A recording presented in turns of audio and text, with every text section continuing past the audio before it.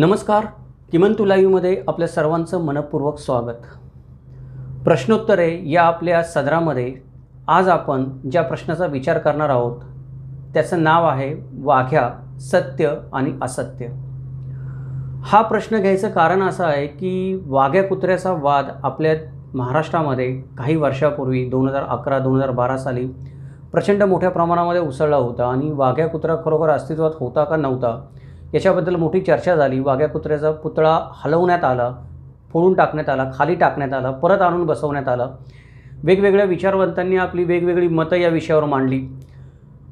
समाजामध्ये दोन भाग दिसून आले की एक भाग असा म्हणत होता की वाघ्या खरोखर अस्तित्वात होता आणि शिवाजी महाराजांचा तो खरोखर लाडका कुत्रा होता, त्याचे पुरावे दिले गेले. दुसरी बाजू असं सांगत होती किंवा दुसऱ्या बाजूचे लोक असं म्हणत होते की वाघ्या कुत्रा हा पूर्णपणे अनैतिहासिक आहे, त्याच्याबद्दल कुठलाही पुरावा आढळत नाही. आणि दोन्ही बाजू हमरीतुमरीवर आल्या होत्या. याच्यामध्ये इतरही राजकारणं बरीच झाली जी मिसळली, जी या विषयाशी संबंधित नव्हती ती. आणि इंटरनेटवर किंवा इतरत्र जर कुठे तुम्ही हा विषय शोधू पाहिला तर या विषयाची माहिती मिळते, पण परिपूर्ण अशी सर्व माहिती एकाच ठिकाणी कुठे मिळत नाही. म्हणजे मला जेव्हा हा प्रश्न आपल्या यूट्यूब चॅनलच्या दर्शकांनी विचारला त्यावेळेला या प्रश्नाचा मी स्टडी करण्यासाठी मटेरियल शोधू लागलो. त्यावेळेला मला जी पुस्तकं मिळाली ती पुस्तकं फक्त कोणती तरी एक बाजू सांगणारी पुस्तकं होती. इंटरनेटवर जे लेख दिले होते ते कोणत्या तरी एका बाजूने लिहिलेले लेख होते. दोन्ही बाजू एकाच ठिकाणी एकाच लेखामध्ये किंवा एकाच व्हिडिओमध्ये मांडल्यात असं मला कुठेही आढळून आलं नाही. त्याच्यामुळे या विषयाबद्दल आजही संशय बनून राहिलेला आहे. प्रत्येक बाजूकडचे लोक आपलीच बाजू कशी खरी आहे हे पटवून देण्याच्या मागं लागलेले आहेत आणि दुसरी बाजू आहे ती एकतर विचारातच घेत नाही आहेत किंवा त्या पुराव्यांचा व्यवस्थित विचार केला जात नाही आहे. याच्यामध्ये पक्षाचं राजकारण मिसळलेलं आहे, याच्यामध्ये रायगड किल्ल्याचं राजकारण मिसळलेलं आहे, याच्यामध्ये संघटनांचं राजकारण मिसळलेलं आहे, याच्यामध्ये वैयक्तिक राजकारण या विषयामध्ये मिसळलेलं आहे. त्यामुळे समोरच्या बाजूचा विषय समजून घेणं, आपला विषय समजून घेणं, या सर्व विषयाची पुराव्याच्या आधारे छाननी करणं, जे पुरावे आहेत ते पुरावे खरोखर किती विश्वसनीय आहेत याचा तपास करणं, या गोष्टी होताना दिसत नाहीत. आपलंच म्हणणं कसं खरं आहे हा अट्टहास आणि आपलंच म्हणणं समोरच्यावर लादण्याचा एक आग्रह हा दोन्ही बाजूकडून दिसून येतो आहे. त्याच्यामुळे सत्य शोधणं हे सर्वसामान्य माणसासाठी अवघड होऊन गेलेलं आहे. ज्या वेळेला मला हा प्रश्न विचारला गेला आणि मी याच्यावर विचार करायला लागलो त्यावेळेला माझी एक गोष्ट लक्षात आली की या विषयावर दोन्ही बाजू मांडेल आणि दोन्ही बाजूच्या पुराव्यांची शहानिशा करता येईल असा एक व्हिडिओ बनवणं गरजेचं आहे, जो व्हिडिओ आत्ता आपण बनवतो आहे. त्याच्यानंतर आपापली बाजू मांडण्यासाठी जे लोकांनी पुरावे दिले आहेत की जी पुस्तकं लिहिली आहेत त्या पुस्तकांचा देखील रिव्ह्यू करणं आणि त्या पुस्तकामध्ये जे पुरावे दिले ते पुरावे देखील तपासून पाहणं गरजेचं आहे. त्याच्यामुळे हा विषय जो आहे तो विषय आपण वाघ्या कुत्र्याच्या समाधीपुरताच मर्यादित ठेवणार आहोत. म्हणजे या विषयामध्ये शिवसमाधीचा विषय आपण कुठेही घेणार नाही आहोत की शिवसमाधी कोणत्या जागी असायला पाहिजे, नसायला पाहिजे, आहे ती खरी आहे का खोटी आहे, अजून काय करायला पाहिजे, हे मुद्दे आपण या आत्ताच्या विषयामध्ये घेणार नाही आहोत. रायगड किल्ल्यावर जे काही राजकारण चाललेलं असतं ते सर्व शिवप्रेमींना चांगल्या पद्धतीने परिचित आहे. त्या राजकारणामध्ये देखील आपल्याला पडायचं नाही आहे. आपण आपल्या व्हिडिओचा फोकस पूर्णपणे फक्त आणि फक्त वाघ्या कुत्र्याशी संबंधित ठेवणार आहोत, वाघ्या कुत्र्यावरच ठेवणार आहोत जो काही आहे तो.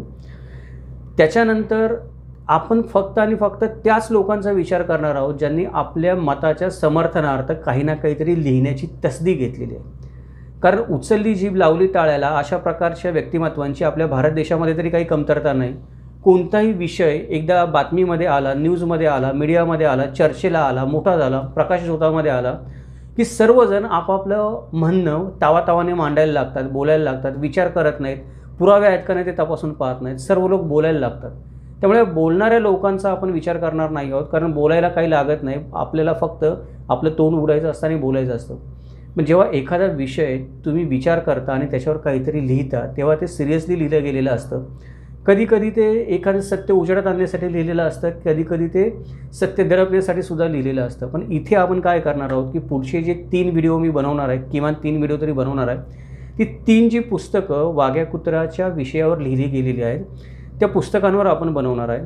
आणि आत्ताच्या या आपल्या व्हिडिओमध्ये आपण त्याच्यातला एक सारांश फक्त मी तुम्हाला त्या पुस्तकातला सारांश आणि मतितार्थ जो आहे तो आपल्या आत्ताच्या विषयाशी संबंधित आहे, तो फक्त आपण या व्हिडिओमध्ये विचारात घेणार आहोत. या सगळ्या विषयाचा आवाका थोडक्यात आपल्या लक्षात यावा म्हणून. चला तर मग सुरुवात करूयात आपण वाघ्या सत्य आणि असत्य या विषयाला आणि समजून घेण्याचा प्रयत्न करूयात की या विषयाच्या मुळाशी दडलंय काय. सर्वात पहिल्यांदा या विषयाला सुरुवात झाली ती रायगड किल्ल्यावर पसरलेल्या दंतकथेने. कोणताही किल्ला म्हटला की त्या किल्ल्याच्या अवतीभोवती दंतकथा असतातच, कथा असतात, दंतकथा असतात, वेगवेगळ्या समजुती असतात, श्रद्धा असतात, अंधश्रद्धा असतात. त्याप्रमाणे एक दंतकथा ही रायगड परिसरामध्ये सांगितली जात होती असं सांगितलं जातं. मी ऐकली नाही आणि 100 वर्षापूर्वी कोणीतरी ऐकली, त्यांनी सांगितलेलं आहे की अशा प्रकारची दंतकथा होती म्हणून. आपण असं गृहीत धरून चालूयात आपण 100 वर्षापूर्वी नव्हतो, पण ज्या लोकांनी ते लिहिलं ती विश्वसनीय लोक आहेत किंवा त्यांच्यावर विश्वास ठेवला जाऊ शकतो. त्यामुळे आपण असं म्हणूया की त्या लोकांनी ती दंतकथा खरोखर ऐकली असेल. ती दंतकथा अशी होती की शिवाजी महाराजांचा मृत्यू झाल्यानंतर शिवाजी महाराजांचा देह पालखीमध्ये ठेवून तो ज्या ठिकाणी त्याला अग्नी दिला जातो त्या ठिकाणी आणला गेला. त्यानंतर 10 संस्कार झाले. 10 संस्कार झाल्यानंतर रिकामी पालखी परत निघाली. ती पालखी पाहिल्यानंतर शिवछत्रपतींचा जो कुत्रा होता त्या कुत्र्याने पळत येऊन शिवछत्रपतींच्या चितेमध्ये उडी मारली आणि स्वतःचं बलिदान दिलं. त्याच्यामुळे हा एक महान स्वामीभक्त कुत्रा आहे आणि त्याची समाधी उभारली गेली पाहिजे अशी काही लोकांनी याच्यावरून एक धारणा बनवली आणि याच्यातून वाघ्या कुत्र्याचं जे स्मारक आहे ते स्मारक पुढे जाऊन अस्तित्वामध्ये आलं. मुळामध्ये ही जी कथा सांगितली जाते या कथेला सर्व लेखकांनी आणि सर्व संशोधकांनी दंतकथा असंच संबोधलेलं आहे, किल्ल्याच्या आजूबाजूला पसरलेली दंतकथा. मग या दंतकथेचं वाघ्याच्या स्मारकामध्ये आणि वाघ्याच्या स्मारकाचं महाराष्ट्रामध्ये एवढ्या मोठ्या वादामध्ये कशा प्रकारे रूपांतर झालं हे समजून घेण्यासाठी आपण नेहमीप्रमाणे आपल्या पद्धतीप्रमाणे या घटना कशा घडल्या ते सालवार पाहूयात आणि त्याची चर्चा करूयात. आणि शेवटी जेव्हा या सालवार आपलं हे जे काही आपण तारीखवार जे काही हे ॲनालिसिस करतो आहे, आकलन करतो आहे या सगळ्या गोष्टींचं, हे संपेल. त्याच्यानंतर एक निष्कर्ष काढण्याचा प्रयत्न करूयात वेगवेगळ्या लोकांनी याच्याबद्दल काय मतं मांडली आहेत ते. या गोष्टीला सुरुवात झाली खऱ्या अर्थाने आपण म्हणू शकतो 1818 साली. कारण 1818 साली पेशवाई बुडाली आणि इंग्रजांनी रायगड किल्ला स्वतःच्या ताब्यामध्ये घेतला. पण रायगड किल्ला स्वतःच्या ताब्यामध्ये घेतल्यानंतर इंग्रजांना त्याचा फारसा काही उपयोग झाला नाही. कारण रायगड किल्ला ताब्यामध्ये घेतल्यानंतर पेशवाईच बुडाली. त्यामुळे रायगड किल्ल्यावर इंग्रजांना फारसा काही विरोध होण्याचा किंवा रायगड किल्ल्याचा उपयोग करून इंग्रजांचं शासन उकरून टाकण्याचा प्रयत्न होण्याचं काही कारण राहिलं नाही. म्हणून इंग्रजांनी 1818 साली तो किल्ला वन खात्याच्या ताब्यामध्ये देऊन टाकला आणि पुढची काही वर्ष 20-25 वर्ष तो किल्ला तसाच धुळकात पडत राहिला. तिथे कोणी फिरकलं नाही, गेलं नाही. त्याचं महत्त्व समाप्त झालं. जे काही किल्ल्यावर वास्तू होत्या त्याच्यावर झाडं झुडपं तटबंदीवर उगवली गेली आणि एक वैरान प्रकारचा आपण जो म्हणतो तो डोंगर अशा प्रकारचं स्थान त्याला परत एकदा प्राप्त झालं. जे शिवाजी महाराजांनी हात लावायच्या आधी किंवा सातवाहन राजांनी शिलाहार राजांनी तिथे तो किल्ला बांधायच्या आधी जे स्थान होतं ते स्थान त्या किल्ल्याला परत इंग्रजांच्या काळामध्ये 1818 नंतर प्राप्त झालं. त्याच्यानंतर जवळजवळ 1869 साली महात्मा फुलेंना छत्रपती शिवाजी महाराजांची आठवण आली. एवढा मोठा महापुरुष आपल्या देशामध्ये होऊन गेला, महाराष्ट्र देशामध्ये होऊन गेला, तर निदान त्याची समाधी तरी कुठे ती पाहावी आणि तिला जाऊन वंदन करावं असं महात्मा फुलेंना आपल्या महाराष्ट्र देशात पहिल्यांदा वाटलं. इंग्रजांचं राज्य आल्यानंतर 1818 नंतर 1869 साली. मग महात्मा फुलेंनी त्या काळामध्ये रस्ता नसताना चालत जाऊन काट्याकोट्यातून मार्ग काढून रायगड किल्ल्यावर जाऊन छत्रपती शिवाजी महाराजांची समाधी शोधून काढली. ती समाधी साफसूफ केली आणि समाधी साफसूफ केल्यानंतर परत एकदा त्या महामानवाला म्हणजे महात्मा फुले देखील महामानवच आहेत, त्यांना शिवाजी महाराजांच्या समाधीची ती दुरावस्था पाहिल्यानंतर गलबलून आलं की एवढा मोठा महापुरुष आपल्या देशामध्ये होऊन गेला आणि त्याच्या समाधीची ही दुरावस्था की आजकाल लोकांना त्याचं विस्मरण झालेलं आहे, लक्षात देखील राहिलेलं नाहीत. म्हणून किल्ल्यावरून परत आल्यानंतर महात्मा फुलेंनी शिवाजी महाराजांवर पोवाडा रचला आणि त्या पोवाड्यामधून शिवाजी महाराजांबद्दल जनजागृती करायला सुरुवात केली. या मधल्या काळामध्ये महात्मा फुले जाऊन आल्यानंतर पण वरती किल्ल्यावर धनगरांची वस्ती होती आणि आपल्या महाराष्ट्र देशाच्या इतिहासाला साजेशी किंवा आपल्या मराठी माणसांच्या वर्तनाला साजेशी लुटालूट तिथे देखील रायगड किल्ल्यावर चालू होती. कुठे काय मिळते का हे शोधण्याच्या आशेने लोक रायगड किल्ल्यावर जातच होते. अशात भोसले नावाच्या एका महाभागाने 1875 साली ती समाधी खोदली असं सांगितलं जातं काही ठिकाणी. खरं खोटं देवाला माहिती तो भोसले होता का अजून कोण होता का अजून कोणी पण असेल. आणि ती समाधी खोदून त्याच्या आतमध्ये काही सापडतंय का पाहिलं, पण काही सापडलं नाही दुर्दैवाने त्या समाधीच्या आतमध्ये. त्यानंतर 1883 साली कुलाबा गॅझेटियर्सने रायगड किल्ल्याचं एक सर्वेक्षण प्रसिद्ध केलं. म्हणजे इंग्रज आपल्या देशात आले आणि इंग्रजांनी आपल्या देशाचं भरपूर शोषण केलं आणि इंग्रजांमुळं आपला देश गरीब झाला, ही गोष्ट खरी आहे. पण इंग्रजांमुळं काही गोष्टी आपल्या देशामध्ये चांगल्या देखील झाल्या. इंग्रजांनी आपल्याला शिस्त लावली, इंग्रजांनी आपल्याला आधुनिक प्रशासनाची ओळख करून दिली, इंग्रजांनी आधुनिक मुलकी प्रशासन आपल्या देशामध्ये रुजवलं. अशाच पद्धतीने कोणी काही सांगितलेलं नसताना इंग्रजांनी स्वतःच 1883 साली रायगड किल्ल्याचं सर्वेक्षण केलं आणि एक तिथे ज्या काही वास्तू होत्या त्या वास्तूंचा एक रफ आराखडा असं आपण म्हणतो तो स्वतःच्या माहितीसाठी काढून ठेवला आणि किल्ल्याची माहिती स्वतःच्या गॅझेटियरमध्ये लिहून ठेवली. त्यानंतर हे गॅझेटियर वाचल्यानंतर जेम्स डग्लस नावाचा एक गृहस्थ, ज्याने पुढे जाऊन बुक ऑफ बॉम्बे पुस्तक लिहिलं, त्याने रायगड किल्ल्याला त्याला भेट द्यावीशी वाटली. त्याची उत्सुकता चाळवली गेली हे गॅझेटियर वाचल्यानंतर. आणि 1883 सालीच जेम्स डग्लसने रायगड किल्ल्याला भेट दिली. रायगड किल्ल्याला भेट दिल्यानंतर तिथले जे राहणारे स्थानिक धनगर लोक होते किंवा वाटाडे होते, माहिती सांगणारे लोक होते, त्यांच्याकडून जी माहिती मिळेल ती माहिती त्याने गोळा केली. ज्या वास्तू त्याला आढळून आल्या त्या सगळ्या वास्तूंचं त्याला जसं जमलं, जेवढं शक्य झालं तेवढं नकाशे बनवले, रायगड किल्ल्याचा नकाशा बनवला आणि हे सगळं त्याने बुक ऑफ बॉम्बे या पुस्तकामध्ये नंतर पुढे जाऊन लिहून ठेवलं. पण आता हे कुलाबा गॅझेटियर्सने जे लक्षात घेण्याची गोष्ट ही आहे की महात्मा ज्योतिबा फुले जेव्हा किल्ल्यावर गेले त्यावेळेला त्यांना तिथे फक्त शिवाजी महाराजांची समाधी दिसली, वाघ्या कुत्र्याची समाधी दिसली नाही किंवा वाघ्या कुत्र्या नावाचं काही अस्तित्वात असणारं एखादं स्मारक त्याचं कधी तिथे अस्तित्वात असेल याचा पुरावा देणारं कोणतं बांधकाम देखील त्यांना तिथं आढळून आलं नाही. महात्मा फुलेंनी फक्त आणि फक्त शिवसमाधीचा उल्लेख केलेला आहे, वाघ्याचा उल्लेख केलेला नाही आहे. त्याच्यानंतर कुलाबा, आपण जे आत्ता मी म्हटलं की कुलाबा गॅझेटियर्सने रायगडचं जे सर्वेक्षण प्रसिद्ध केलं त्याच्यामध्ये देखील वाघ्या किंवा वाघ्याच्या समाधीचा कुठेही उल्लेख आढळून येत नाही. जेम्स डग्लसने जे काही नकाशे काढले त्याच्यामध्ये पण वाघ्या आणि वाघ्याच्या समाधीचा काही उल्लेख आढळून येत नाही. त्याने फक्त आणि फक्त शिवसमाधीचं जे काही चित्रण आणि रेखाटन केलं होतं ते केलेलं आहे. याच्यानंतर 1885 साली इंग्रज जे होते म्हणजे मुंबईच्या इलाक्याचे गव्हर्नर सर रिचर्ड टेम्पल आणि त्यांचे सहकारी क्रॉफर्ड हे दोघेजण रायगड किल्ल्याला भेट देते झाले. या दोघांनी रायगड किल्ल्याला भेट दिली. पण आता काय झालं की मुंबई इलाक्याचा गव्हर्नर ही त्या मानाने खूप मोठे आसामी, मुंबई इलाक्याच्या गव्हर्नरनी रायगड किल्ल्याला भेट दिली, ही बातमी वाऱ्यासारखी पसरली आणि ही भेट द्यायच्या आधी रायगड किल्ल्याची थोडी डागडुजी साफसफाई गव्हर्नर येणार म्हणून जे केली जाते, आपल्याकडे पण केली जाते की मंत्री यायच्या आधी रस्ता बनवला जातो वगैरे, त्या पद्धतीने रायगड किल्ल्याची थोडीफार जी दुरावस्था झाली होती ती थोडी कमी झाली, थोडीफार सुव्यवस्था रायगड किल्ल्यावर आली गव्हर्नरांच्या भेटीमुळे. हे गव्हर्नर जे होते, हा गव्हर्नर नावाची व्यक्ती देखील तितकीच अभ्यासू व्यक्ती होती. या गव्हर्नर आणि त्यांच्यावर असणाऱ्या क्रॉफर्ड या व्यक्तीने दोघांनी मिळून पण रायगड किल्ल्याचं परत एकदा वैयक्तिक सर्वेक्षण केलं आणि परत एकदा तिथली जी काही बांधकामं होती त्यांची स्वतःच्या हाताने स्केच काढली आणि त्याच्यावर परत एक पुस्तक प्रकाशित केलं की our trouble in Poona and Deccan. हे पुस्तक लिहिलं, ते पुढे जाऊन 1897 साली प्रकाशित झालं. या पुस्तकामध्ये देखील वाघ्या किंवा वाघ्याच्या समाधीचा कुठेही उल्लेख नाही आहे. जी काही आरेखन त्यांनी बनवलं ते फक्त आणि फक्त शिवसमाधीचं आरेखन होतं. हे सांगायचा उद्देश हा की जवळजवळ 1885 पर्यंत म्हणजे फक्त महात्मा फुलेच नव्हे तर इंग्रज अधिकाऱ्यांनी जेव्हा भेट दिली तेव्हा पण वाघ्याचा कुठे उल्लेख आलेला नव्हता किंवा वाघ्याची दंतकथा त्यांनी ऐकली असेल की तर ती दंतकथा म्हणूनच त्यांनी घेतली असेल, त्यांनी ती ऐतिहासिक कथा म्हणून घेतलेली नाही आहे. त्याच्यानंतर ज्या वेळेला 1885 मुंबई इलाक्याच्या गव्हर्नरने भेट दिली आणि मुंबई इलाक्याच्या गव्हर्नरने एवढा मोठा महामानव या देशामध्ये होऊन गेला आणि त्याच्या समाधीची दुरावस्था झाली, त्याच्यासाठी काहीतरी केलं पाहिजे अशी इच्छा व्यक्त केली, त्यावेळेला आपण महाराष्ट्रीयन लोक खडबडून जागे झालो, नेहमीप्रमाणे जागे होतो. जसं की आमच्या शिवाजी महाराजांच्या समाधीचं इंग्रज जर दुरुस्ती करणार असतील किंवा जीर्णोद्धार करणार असतील तर मग आपली लाज काय राहिली.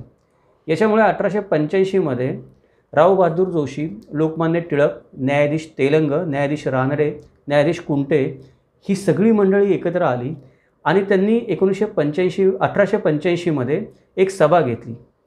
या सभेमध्ये असं ठरलं की शिवछत्रपतींच्या समाधीचा जीर्णोद्धार करणं गरजेचं आहे, त्याच्यासाठी फंड गोळा करावा आणि शिवछत्रपतींच्या समाधीचा जीर्णोद्धार करावा. ही सभा 1885 झाल्यानंतर लोकमान्य टिळकांनी पण स्वतः याच्यामध्ये लक्ष घालायचं मान्य केलं, पण लोकमान्य टिळकांना तेवढा वेळ भेटला नाही आणि फक्त सभा झाली. आपल्या भारतीय मानसिकतेला अनुसरून सभा झाली, कार्य काही झालं नाही. लोक पुढे विसरून गेले. ज्या धडाडीनं आणि उमेदीने सभा घेतली गेली त्या धडाडीनं परत शिवस्मारकाचे जीर्णोद्धाराचं कार्य पुढं गेलं नाही. त्यानंतर 1895मध्ये व्ही एन मंडलिक नावाच्या एका गृहस्थांनी रायगड किल्ल्याला भेट दिली. त्यांना असं जाणवलं की अरे हे सगळे लोक तर म्हणतात आपले महाराष्ट्रीयन लोक जीर्णोद्धार करायचा, समाधीचा, मोठमोठ्या सभा होतात, बोलणी होतात, थोडीफार देणगी पण गोळा केली जाते, पण रायगड किल्ला जिथे आहे तिथेच आहे. रायगड किल्ल्याच्या परिस्थितीमध्ये काही फरक दिसला नाही त्यांना. म्हणजे 10 वर्षांनी 1885ला सभा झाल्यानंतर हे ग्रस्त 1895ला रायगड किल्ल्याला गेले आणि रायगड किल्ल्याला गेल्यावर त्यांना जैसे ते परिस्थिती दिसली. म्हणजे सगळा बोलाचाच भात आणि बोलाचीच कडी आहे. पुण्याला सभा होते, सर्व लोक म्हणतात आपण जीर्णोद्धार करूया, पण रायगड किल्ल्याला कोणी स्पर्श केलेला नाही, तिकडे कोणी गेलेलं पण नाही. जे आहे तीच परिस्थिती हे व्ही एन मंडलिक यांच्या लक्षात आल्यानंतर त्यांनी खाली आल्यानंतर नेटिव्ह ओपिनियन या पत्र जे तेव्हा प्रकाशित व्हायचं त्याच्यामध्ये एक परखड लेख लिहिला याच्याबद्दल. तो लेख वाचल्यानंतर परत एकदा महाराष्ट्रामध्ये गदारोळ उडाला. परत एकदा सर्व लोक खडबडून जागे झाले. यावेळेला लोकमान्य टिळकांनी स्वतः जातीने याच्यामध्ये लक्ष घालायचं ठरवलं आणि पहिल्यांदा लोकमान्य टिळकांच्या पुढाकाराने पुण्याच्या हिराभागेमध्ये सभेत जी सभा झाली त्या सभेमध्ये श्री शिवाजी रायगड स्मारक मंडळाची स्थापना करण्यात आली. प्रथमच ही स्थापना करण्यात आली 1895 साली आणि 1896मध्ये शिवजन्मोत्सव कार्यक्रम मंडळाने रायगडावर सर्वात प्रथम आयोजित केला, जो आजपर्यंत चालत आलेला आहे, आपण बघतो तो. 1896मध्ये सर्व प्रकारच्या संस्थानिकांकडे या स्मारक मंडळाने मदत मागायला सुरुवात केली. त्या कोल्हापूरचे शाहू महाराज असतील, निंबाळकर असतील, फलटणचे, बडोद्याचे गायकवाड असतील किंवा अजून इंदूरचे होळकर पण असतील. त्याच्यामध्ये जेवढे होऊन संस्थानिक त्या वेळे अस्तित्वामध्ये होते आणि ते शुभ कार्याला मदत करत होते किंवा शिवकार्याला मदत करत होते, त्यांच्याकडे मदतीची अपेक्षा ठेवण्यात आली. सर्वसामान्य माणसांकडून पण देणगी गोळा करण्यात आली. सर्वसामान्य माणसांनी देणगी दिली, त्यानंतर संस्थानिकांनी देखील देणगी दिली आणि शिवस्मारकाचं काम पुढं सरकायला सुरुवात झाली. मधल्या काळामध्ये एक गोष्ट अशी झाली याच्यामध्ये की ज्या बँकेमध्ये हे पैसे गोळा केलेले होते शिवस्मारक मंडळाने, ती बँक पण मधल्या काळामध्ये बुडाली. म्हणजे शिवस्मारकाचं दुर्दैव इतकं की जनतेकडून गोळा केलेला, संस्थांकडून गोळा केलेला पैसा ज्या बँकेत ठेवला होता ती बँक बुडाली. ते पैसे परत नव्याने गोळा करावी लागली आणि परत शिवस्मारक मंडळाने नव्याने गोळा करायला सुरुवात केली पैसे. याच्यानंतर एक सन 1905मध्ये ची ग गोगटे लिखित एक पुस्तक आहे जे प्रकाशित झालं. त्याचं नाव होतं महाराष्ट्र देशातील किल्ले. म्हणजे ज्या वेळेला हे रायगडावर शिवस्मारकाच्या जीर्णोद्धाराच्या कामासाठी फंड गोळा करणं चालू होतं त्याच वेळेला ची ग गोगटे यांनी महाराष्ट्र देशातील किल्ले हे पुस्तक लिहिलं आणि या पुस्तकामध्ये ची ग गोगटे यांनी वाघ्याच्या दंतकथेचा उल्लेख केला. म्हणजे लिखित स्वरूपामध्ये वाघ्याबद्दल जी गोष्ट लिहिली गेलेली आहे 1905 साली. 1905 साली जेव्हा ही घटना किंवा ही गोष्ट ची ग गोगटे यांनी अंतर्भूत केली त्यांच्या पुस्तकामध्ये, त्यावेळेला किल्ल्याच्या आसपास ऐकू येणारी एक कथा किंवा एक दंतकथा अशा स्वरूपामध्ये त्यांनी ती अंतर्भूत केली. त्यांनी इतिहास म्हणून अंतर्भूत केली नाही. आणि या पुस्तकामध्ये जर त्यांनी ती गोष्ट अंतर्भूत केली असेल तर ती आपण समजू शकतो. कारण एखाद्या माणसाने एखाद्या किल्ल्यावर पुस्तक लिहायचं म्हटलं तर त्या किल्ल्याच्या आजूबाजूला पुष्कळ दंतकथा पसरलेल्या असतात. त्यांचा अंतर्भाव त्या पुस्तकामध्ये केला जाऊ शकतो, कारण ते काही ऐतिहासिक पुस्तक नसतं, किल्ल्याबद्दल माहिती देणारं पुस्तक असतं. त्यामुळे ची ग गोगटेंनी ती दंतकथा अंतर्भूत केली, पण त्यांनी त्याच्यामध्ये कुत्र्याचं नाव नाही घेतलं. शिवाजी महाराजांचा एक कुत्रा होता, त्याने चितेमध्ये उडी मारली अशी घटना सांगितली जाते, हे त्यांनी त्यांच्या पुस्तकामध्ये म्हणलेलं होतं. वाघ्या हे नाव त्यांनी त्या पुस्तकामध्ये उच्चारलेलं नव्हतं. म्हणजे पहिल्यांदा आपल्याला जो वाघ्या नावाच्या कुत्र्याचा उल्लेख सापडतो तो 1905 साली ची ग गोगटेंच्या पुस्तकात सापडतो, पण तिथे त्याचं नाव माहीत नाही आहे किंवा त्यांनी नाव उल्लेखलेलं नाही. त्यांनी फक्त कुत्रा होता शिवाजी महाराजांचा ज्याने चितेमध्ये उडी मारली असं सांगितलं जातं, एवढाच उल्लेख केलेला होता. आणि तो त्याच्यामध्ये काही ऑब्जेक्शन घेण्यासारखं पण नाही आहे, कारण माहिती किल्ल्याची आहे. त्यांनी पुस्तक किल्ल्याची माहिती देण्यासाठी लिहिलं आहे, त्यांनी इतिहास सांगण्यासाठी पुस्तक लिहिलेलं नाही आहे. तर किल्ल्याच्या आजूबाजूला असणाऱ्या दंतकथा त्यांनी अंतर्भूत केल्या असतील तर ते एक वेळ समजण्यासारखं आहे.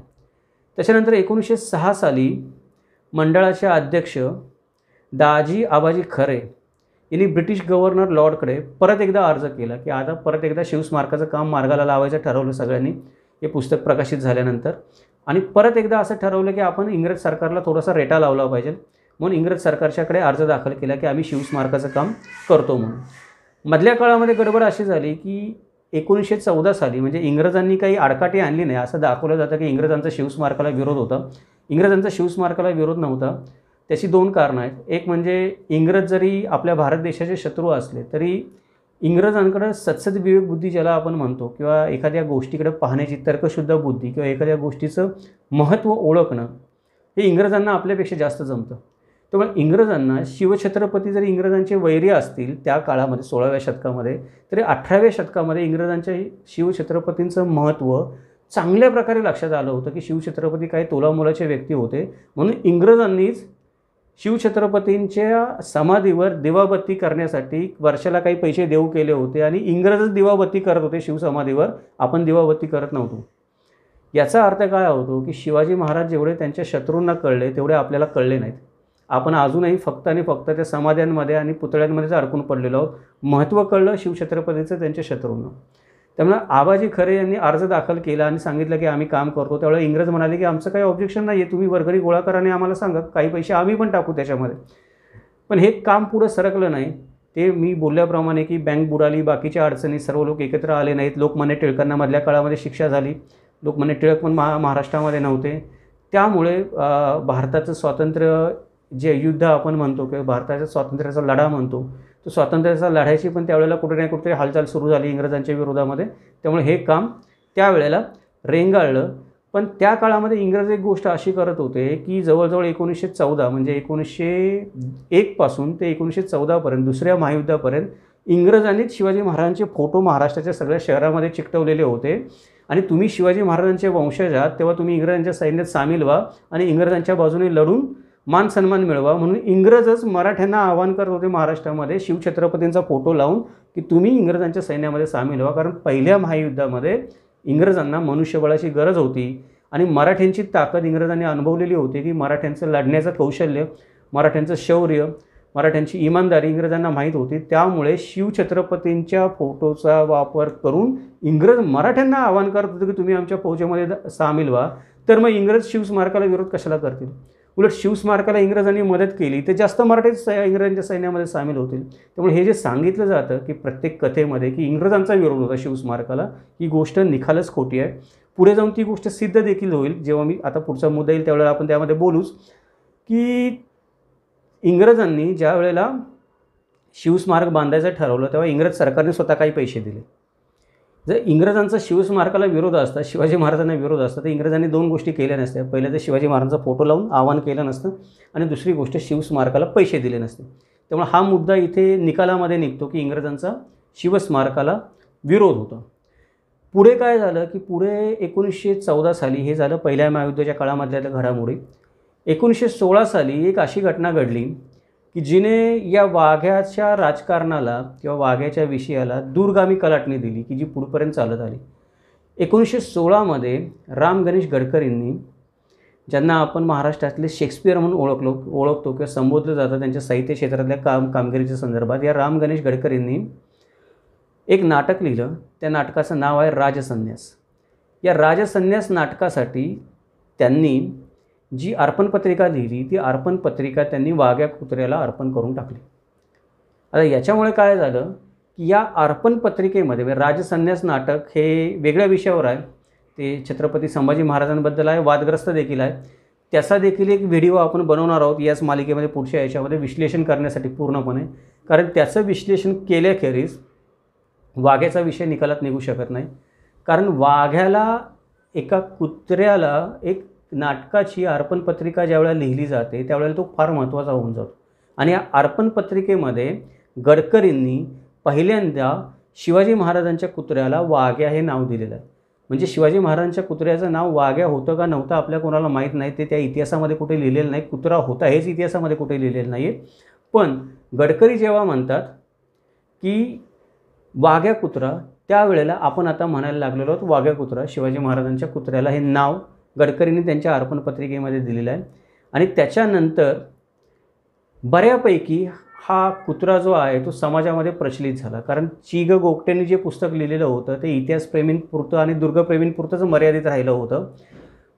त्याचं एवढा काही इम्पॅक्ट समाजावर आला नाही. पण गडकरींसारख्या समाजावर मोठ्या प्रमाणावर समाजाला प्रभावित करू शकणाऱ्या व्यक्तीने जेव्हा नाटक लिहिलं आणि त्या नाटकाची अर्पणपत्रिका वाघ्यासाठी लिहिली त्यावेळेला वाघ्याचं महत्त्व समाजामध्ये वाढलं आणि ज्या अर्थी गडकरींनी लिहिलं आहे त्या अर्थी ते खरं असणार, हा एक समज वाघ्याबद्दल समाजामध्ये मोठ्या प्रमाणामध्ये पसरला.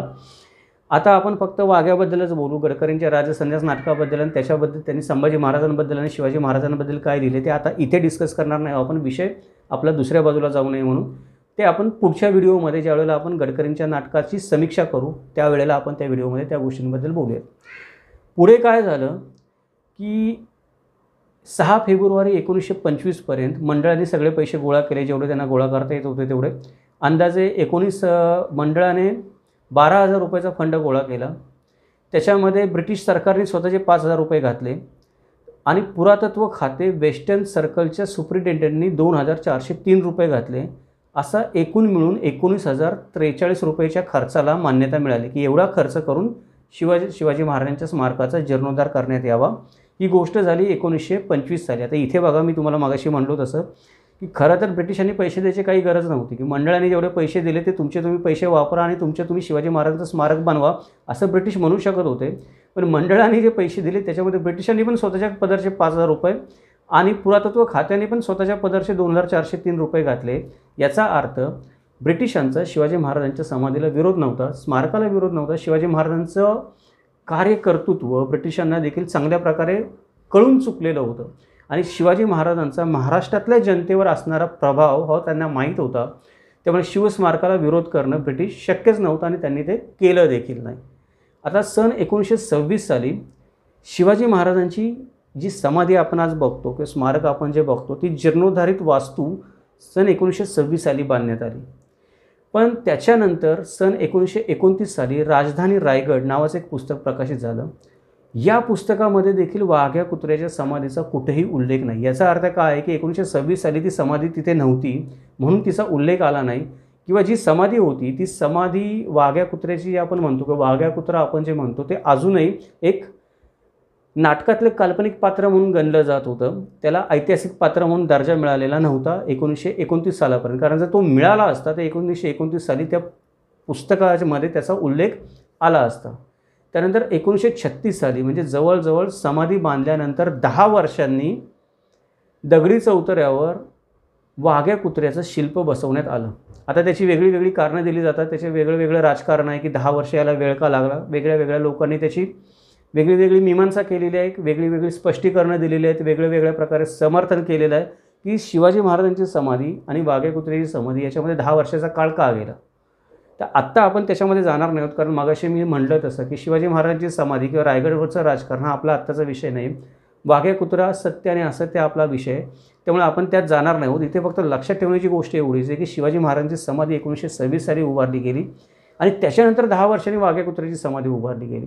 याचा अर्थ असा आहे की मधल्या काळामध्ये 10 वर्षामध्ये कोणाला तरी अशी उपरती झाली असणार आहे, अरे नाही वाघ्याची पण समाधी उभारली पाहिजे, किंवा कोणाला तरी असं वाटलं असणार आहे की नाही वाघ्याचं पण महत्त्व वाढवलं पाहिजे.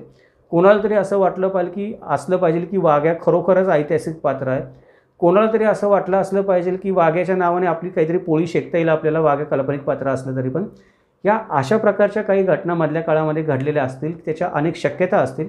या कुठल्या तरी एका शक्यतेनुसार किंवा काही शक्यता एकत्रित येऊन 10 वर्षानंतर शिवसमाधीच्या बांधकामानंतर वाघ्याची समाधी उभारण्यात आली.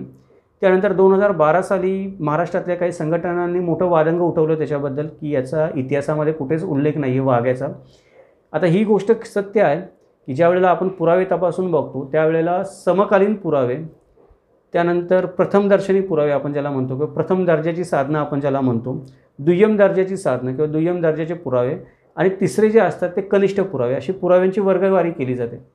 समकालीन पुरावे हे अव्वल समजले जातात. म्हणजे एखाद्या व्यक्ती शिवाजी महाराजांवर राहिला असेल, शिवाजी महाराजांना त्याने बघितलं असेल किंवा शिवाजी महाराजांच्या काळामध्ये तो अस्तित्वात असेल आजूबाजूला कुठे, तर तो पुरावा हा अव्वल दर्जाचा पुरावा जाणला जातो. कारण त्या व्यक्तीने ती गोष्ट घडताना पाहिलेली असू शकते किंवा त्याने ती गोष्ट कर्णोपकरणी ऐकलेली असू शकते जेव्हा ती घडलेली असेल तेव्हा. तर त्यामुळे त्या पुराव्याला महत्त्व फार असतं, त्याला अव्वल दर्जाचा पुरावा म्हणतो. वाघ्याबद्दलचा असा अव्वल दर्जाचा पुरावा कुठेही सापडत नाही. ना कुठल्या समकालीन बखरीमध्ये आहे, ना शकावलीमध्ये आहे, ना अजून कुठे आहे, ना समकालीन कोणत्या व्यक्तीने शिवाजी महाराजांबरोबर कधी कुठला कुत्रा पाहिला होता याचा देखील कुठेही उल्लेख नाही आहे. याचा अर्थ काय होतो की समकालीन पुराव्यामध्ये उल्लेख नाही, याचा अर्थ अव्वल दर्जाच्या कोणत्याही पुराव्यामध्ये ज्याच्यावर डोळे झाकून आपण विश्वास ठेवू शकतो की हे विश्वसनीय संसाधन आहे, त्याच्यामध्ये कुत्र्याचा उल्लेख कुठेही आलेला नाही. तो आलेला नसेल याचं एक कारण असं आहे की तो कुत्रा अस्तित्वातच नसेल. कारण जर कुत्रा खरोखर अस्तित्वात असता, तो शिवाजी महाराजांना तेवढा प्रिय असता, तो शिवाजी महाराजांबरोबर फिरत असता इकडे तिकडे, तर त्या काळामध्ये कोणीतरी का होईना की एखाद्या बखरकाराने, एखाद्या शकावली लिहिणाऱ्याने, एखाद्या सरदाराने, एखाद्या न्यायदिवाळा करणाऱ्या व्यक्तीने, एखाद्या शत्रूच्या चरित्रकाराने, एखाद्या रायगडला भेट देणाऱ्या एखाद्या शत्रू पक्षाच्या इंग्रजातल्या एखाद्या अधिकाऱ्याने ती गोष्ट लिहून ठेवली असती, ती गोष्ट त्याच्या नजरेतून सुटली नसती की जर एखादा तेवढा कुत्रा शिवाजी महाराजांना प्रिय असता आणि तो शिवाजी महाराजांबरोबर आढळून येत असता, तर ती गोष्ट लिहिली गेली असती. ती सहजासहजी दडणारी गोष्ट नाही. पण समकालीन कालखंडामध्ये वाघ्याचा कुठेही उल्लेख आढळत नाही. त्याच्यानंतर ज्याला आपण प्रथम दर्जाची संसाधनं म्हणतो किंवा प्रथम दर्जाचे पुरावे म्हणतो, म्हणजे छत्रपती शिवाजी महाराजांच्या मृत्यूनंतर काही कालावधीमध्ये ह्या गोष्टी लिहिल्या गेलेल्या आहेत. उदाहरणार्थ सभासदाची बखर शिवछत्रपतींच्या मृत्यूनंतर 14 वर्षांनी लिहिली गेली. तर ही बखर आपण काय म्हणतो की प्रथम दर्जाचं साधन आहे, कारण सभासद शिवाजी महाराजांच्या कालखंडामध्ये अस्तित्वामध्ये होता. आणि सभासदाची बखर जर आपण वाचली तर त्याच्यामध्ये तुम्हाला आढळून येईल की सभासदाने एवढ्या गोष्टी रंगवून लिहिलेल्या आहेत, एवढा पाल्लाळ लावलेला आहे, एवढ्या छोट्या मोठ्या गोष्टी आहेत, त्यांचं त्याने आख्यान उभं केलेलं आहे, त्याने आख्यायिका नवीन नवीन लिहिलेल्या आहेत. शिवाजी महाराजांचं दैवतीकरण करण्याची एकही संधी सभासदांना सोडलेली नाही आहे. हे त्या काळातल्या बखर लेखनाला अनुसरून त्याच्याकडून झालेलं आहे. त्यामुळे जर खरोखर एखाद्या कुत्र्याने जर शिवाजी महाराजांच्या समाधीमध्ये उडी मारली असती तर सभासद होता त्यावेळेला शिवाजी महाराजांच्या काळामध्ये अस्तित्वामध्ये, ही गोष्ट त्याच्या ऐकण्यातून किंवा बघण्यातून सुटली नसती. आणि एवढी मोठी गोष्ट जर घडली असती तर सभासदाने ती त्याच्या बखरीमध्ये रंगवली नसती, असं झालंच नसतं. कारण गोष्टी रंगवण्यामध्ये सभासदाचा हात कोणी धरू शकत नाही. आजही आपण जो इतिहास लिहितो किंवा इतिहासाची ऐतिहासिक पुस्तकं कादंबऱ्या लिहितो त्याच्यावर सभासदाच्या बखरीची मोठी छाप आहे, लेखनशैलीची. त्याने ज्या पद्धतीने गोष्टी रंगवलेल्या आहेत आणि त्या गोष्टी रंगवण्यासाठी त्याला वेगवेगळे प्रसंग हवेच होते सभासदाला, त्याने ते प्रसंग चांगल्या प्रकारे रंगवून लिहिलेले आहेत. त्यामुळे एवढी मोठी जर अद्वितीय घटना घडली असते की महाराजांच्या चितेमध्ये कुत्र्याने उडी मारली तर सभासदाने रंगवली नसती, असं झालं नसतं. सभासदाकडनं जरी सुटली असती तरी बाकीच्या लोकांनी ज्या बखरी लिहिल्या, 91 कलमी बखर आहेत किंवा अजून जे संसाधनं त्या काळामध्ये लिहिली गेलेली आहेत शिवाजी महाराजांच्या मृत्यूनंतर, त्यांच्या तरी नजरेतून ही गोष्ट सुटली नसती. कुठेतरी एक अगदी पुसटसा तरी उल्लेख एखाद्या कुत्र्याचा आला असता, तो पण आपल्याला कुठे आढळत नाही. म्हणजे अव्वल दर्जाच्या समकालीन संसाधनांमध्ये आढळत नाही. शिवाजी महाराजांच्या मृत्यूनंतर 15-20 वर्षानंतर लिहिलेल्या गेलेल्या प्रथम दर्जाच्या संसाधनांमध्ये आढळत नाही. त्यानंतर जी संसाधने पेशवाईच्या कालखंडामध्ये लिहिली गेली, ज्यांना आपण तुलनेनं दुय्यम दर्जाची संसाधनं म्हणतो, एक खोटी संसाधनं तर अशी नाही ती, पण त्याच्यामध्ये लिहिलेल्या गोष्टी या सभासदाच्या बखरीवर किंवा अव्वल संसाधनांवर, प्रथम संसाधनांवर जे आहेत त्यांच्यावर अवलंबून आहेत. त्याच्यामुळे आपण त्यांना दुय्यम दर्जाची संसाधनं म्हणतो, त्याच्यामध्ये कुठे उल्लेख नाही. अगदी ज्यांना आपण कनिष्ठ दर्जाची संसाधनं म्हणतो, जे 18व्या शतकामध्ये शिवछत्रपतींचं चरित्र लिहिलं गेलं, बाकीच्या गोष्टी लिहिल्या गेल्या किंवा माहिती लिहिली गेली, थोडीफार इंग्रजांनी लिहिली काही, ग्रँडअपने लिहिली काही, त्याच्यामध्ये पण कुठे उल्लेख आढळत नाही. आणि पहिला जो उल्लेख आढळतो वाघ्याचा तो कुठे आढळतो? 1905 साली चि. ग. गोगटेंनी लिहिलेल्या महाराष्ट्र देशातील किल्ले या पुस्तकामध्ये, तेही दंतकथा म्हणून. याचा सरळ अर्थ असा होतो की वाघ्या नावाचा कोणताही कुत्रा शिवाजी महाराजांच्या कालखंडामध्ये अस्तित्वात नव्हता आणि जरी असला तरी त्याचा कुठल्याही अव्वल दर्जाच्या संसाधनांमध्ये उल्लेख येत नाही. त्याच्यामुळे आपण तो अस्तित्वात होता असं म्हणू शकत नाही, जर आपण पुराव्यांची छाननी करून इतिहास मांडणारी व्यक्ती असू तर. स्वतःच्या मनाने आपण इतिहास सांगत असू नये, आपल्याला जे खरं वाटतं, मला माझ्या भावनेला जे खरं वाटतं ते बोलून आपण इतिहास लिहिणार सुद्धा गोष्ट वेगळी. पण जे पुरावे सांगतात त्या पुराव्याच्या अनुसार जर आपण चाललो आणि पुरावे खरे मानले तर मग आपल्याला वाघ्या अस्तित्वात होता असं मानता येत नाही, काही झालं तरी. पण हाच मुद्दा पकडून महाराष्ट्रातल्या काही संघटनांनी अशा प्रकारे वक्तव्य केलं की तो पुतळा तिथून हलवला पाहिजे, कारण तो पुतळा म्हणजे शिवछत्रपतींची मानहानी आहे. आणि 1 ऑगस्ट 2012 रोजी संभाजी ब्रिगेडच्या 74 कार्यकर्त्यांनी रायगडावर जाऊन तो कुत्रा काढून रायगड किल्ल्यावरून खाली फेकून दिला. नंतर त्या कार्यकर्त्यांना अटक झाली. तो पुतळा आणून कुत्र्याचा परत शिल्प आणून ते परत तिथे बसवलं. त्यानंतर परत या कार्यकर्त्यांची काही दिवसांनी वर्षांनी निर्दोष सुटका देखील झाली. या सर्व आरोपांमधून त्यांना जामीन मिळाला वगैरे. मधल्या काळामध्ये महाराष्ट्रामध्ये वाद वाढायला लागले, गोष्टी वाढायला लागल्या, वाघ्याची चर्चा व्हायला लागली की वाघ्या सत्य का असत्य.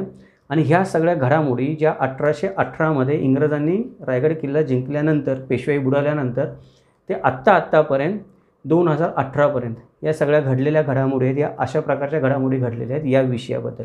हे झालं या सगळ्या घडामोडी कशा घडल्या याच्याबद्दल. आता माझं स्वतःचं मत मी स्पष्टपणे सांगतो. नेहमी मला विचारलं जातं, तुम्ही तुमचं मत सांगा म्हणून स्पष्टपणे. मी पुराव्याने बोलणारा माणूस आहे. जेवढी म्हणून आजपर्यंत मी संशोधनं वाचली, जेवढे म्हणून मी पुरावे वाचले, त्याच्यामध्ये मला वाघ्याचा उल्लेख कुठेही सापडला नाही. मी हे नाकारत नाही की वाघ्या त्यावेळेला अस्तित्वात नसेलच म्हणून, असेलही कदाचित, पण ही गोष्ट माझ्या मनाला पटत नाही की वाघ्याने एवढं मोठं दिव्य केलं असेल, शिवाजी महाराजांच्या चितेमध्ये उडी मारली असेल, जाळत्या ते कोणीच कुठे लिहून ठेवलं नाही. तर ही गोष्ट माझ्या तर्काला, माझ्या बुद्धीला पटत नाही. मला वाटतं की अशक्यप्राय गोष्ट आहे की एवढी मोठी अद्वितीय घटना घडली असेल ती कोणीतरी कुठेतरी तरी लिहून ठेवली असती. भले बखरकाराने नाही, एखाद्या इतिहासकाराने नाही, पण सर्वसामान्य माणसाने पण कुठेतरी लिहिली असती ती. असं होणार नाही की ती गोष्ट लोकांच्या नजरेमधून सुटून जाईल म्हणून. पण ती पुराव्यामध्ये कुठे आढळत नाही.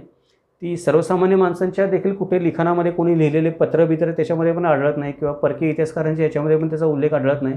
शिवाजी महाराज जिवंत होते तेव्हा पण कोणी वाघ्याला त्यांच्याबरोबर पाहिल्याचा काही उल्लेख कुठं आढळत नाही. त्याच्यामुळं जर पुराव्यांनिशी बोलायचं म्हणलं तर पुराव्यानिशी मला असं वाटतं की वाघ्या अस्तित्वामध्ये नव्हतं. मग आता वाघ्या अस्तित्वामध्ये नव्हता हे माझं मत झालं, पण बाकीचे लोक काय म्हणतात? काही लोक म्हणतात की अस्तित्वामध्ये होता, काही लोक म्हणतात अस्तित्वामध्ये नव्हतं. आता ते लोक जे म्हणत आहेत त्याची आपण थोडक्यामध्ये चर्चा करूया. जास्त आपण डिटेलमध्ये बोलणार नाही. जिथे डिटेलमध्ये बोलायची गरज आहे त्याचा एक सेपरेट व्हिडिओज आपण नंतर बनवतो. आपण फक्त ज्या लोकांनी लिहिलेलं आहे काही ना काही त्याची चर्चा करूयात. चिग गोगटेंनी मी म्हटलं त्याप्रमाणे 1905 साली जे पुस्तक लिहिलं त्या पुस्तकामध्ये त्यांनी उल्लेख केलेला आहे की दंतकथा आहे म्हणून, किंवा धनगरांनी सांगितलेली कथा आहे. रायगडच्या परिसरामध्ये अशा प्रकारची कथा सांगितली जाते. त्याच्यामध्ये त्यांनी कुत्र्याचा कुठेही उल्लेख केलेला, कुत्र्याच्या नावाचा कुठेही उल्लेख केला नाही. त्यांनी फक्त कुत्रा म्हणलेला आहे. त्याच्यामुळे तो आपण पुरावा मानू शकत नाही की शिवाजी महाराजांचा खरोखर कुत्रा होता म्हणून, कारण ती दंतकथाच आहे पसरलेली. आणि अशा दंतकथा आपल्याला सगळीकडे किल्ल्यांच्या आजूबाजूला, ऐतिहासिक वास्तूंच्या आजूबाजूला, वाड्यांच्या आजूबाजूला दिसतात. भूताकेतांच्या गोष्टी दिसतात, अजून काही गोष्टी दिसतात, त्या असतातच आणि त्या रंजक देखील असतात. आणि त्या सगळीकडे असल्यामुळं आपण त्यांना पुराव्याचं स्थान देऊ शकत नाही.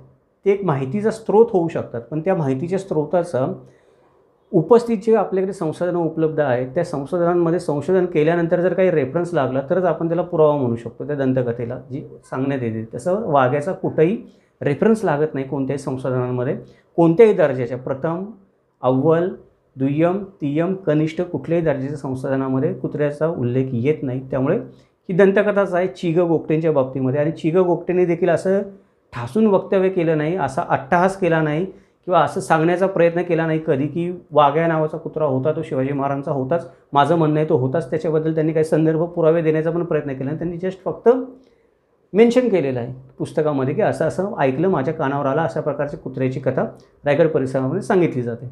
त्यामुळे चिग गोगटेंच्या बाबतीमध्ये जास्त बोलण्यासारखं काही नाही. त्यांच्या बोलण्यावरून ही दंतकथा आहे हे म्हणून आपण तो विषय सोडून देऊ शकतो. त्याने काही वाघ्या अस्तित्वात होत आहे सिद्ध होत नाही.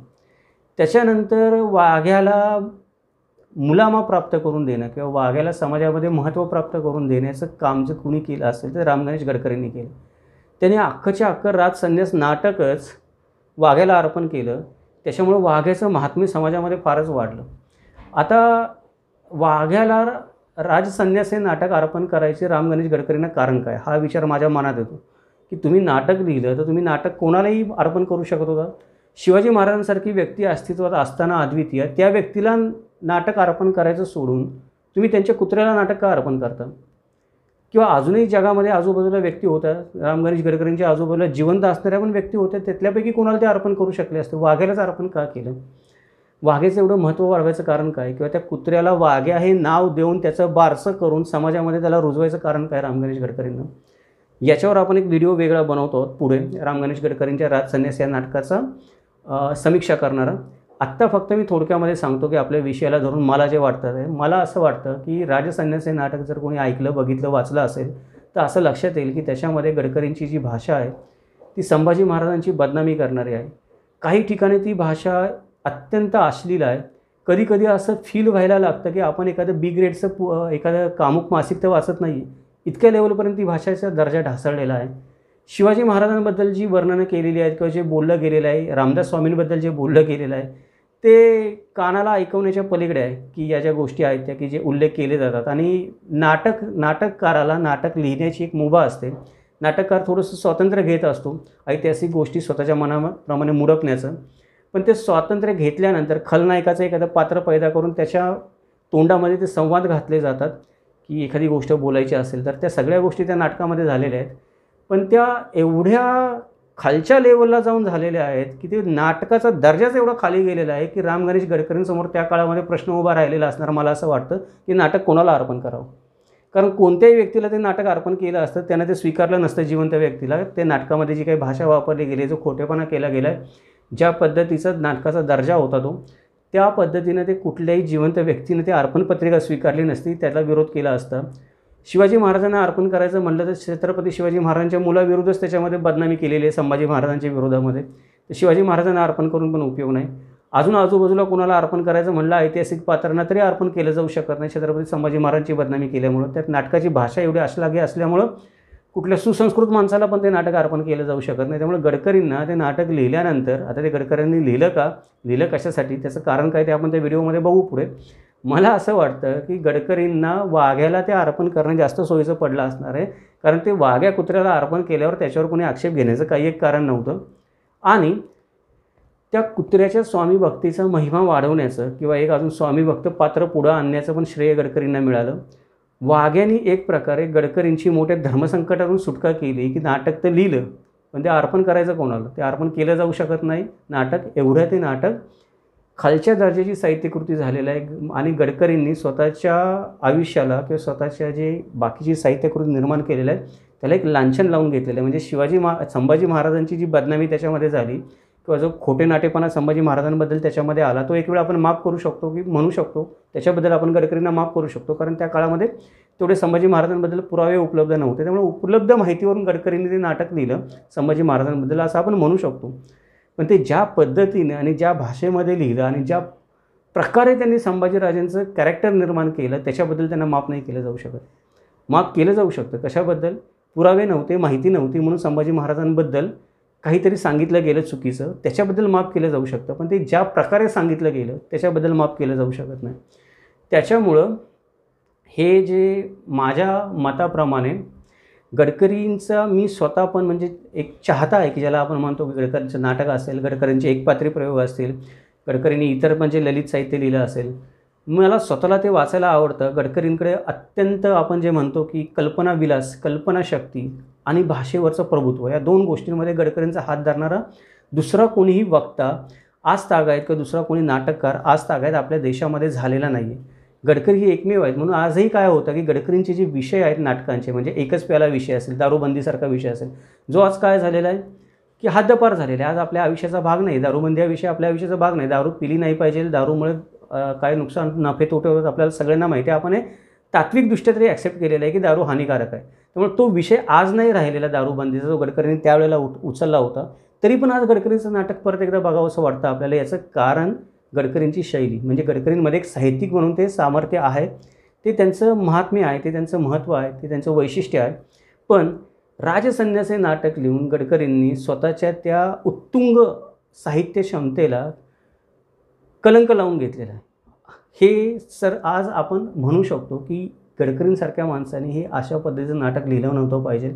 आणि ते लिहिल्यानंतर कोणाला अर्पण करावा हा प्रश्न निर्माण झाल्यानंतर तो प्रश्न सोडवण्यासाठी गडकरींनी ते शेवटी शिवाजी महाराजांच्या कुत्र्याला वाघ्या हे नाव देऊन स्वतःच्या सोयीसाठी गडकरींनी ते नाटक त्याला अर्पण केलं असावं. एवढंच माझं या गडकरींनी जे काही वाघ्या कुत्र्याला अर्पण पत्रिका लिहिली त्याच्याबद्दल मत आहे की हे एवढंच एक कारण मला दिसतं, मला पटतं, कारण ते नाटक कोणालाही जिवंत माणसाला अर्पण केलं जाऊ शकत नाही. बाकी गडकरींबद्दलच्या आणि नाटकाबद्दलच्या ज्या गोष्टी आहेत त्या आपण पुढच्या व्हिडिओमध्ये बघूयात.